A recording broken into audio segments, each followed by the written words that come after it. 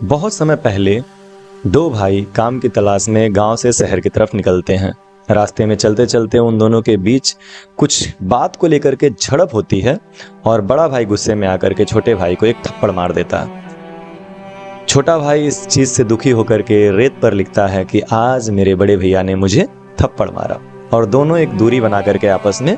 चलने लगते हैं। कुछ दूर जाने के बाद एक पहाड़ी इलाके में छोटे भाई का पैर फिसल जाता है और वो नीचे खाई में गिरने लगता है। बड़ा भाई अपने जान को जोखिम में डाल करके अपने छोटे भाई के जान को बचाता है, और तब छोटा भाई पत्थर पर लिखता है कि आज मेरे बड़े भैया ने मेरी जिंदगी बचाई, मेरा जान बचाया। तो ये देख करके बड़े भाई को बड़ा आश्चर्य होता है कि जब उसने उसे थप्पड़ मारा तो उसे रेत पर उसने लिखा, और जब उसने उसकी जान बचाई तो छोटे भाई ने उसे पत्थर पर लिखा।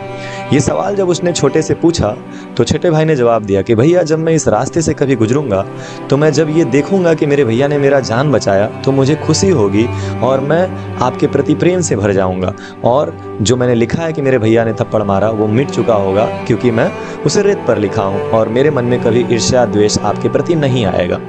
लाइफ में कभी भी हमें अपने बड़ों के, अपने माँ बाप के, अपने गुरुजनों के उस डांट डपट मार फटकार को याद नहीं रखना चाहिए, बल्कि उनके परोपकार को,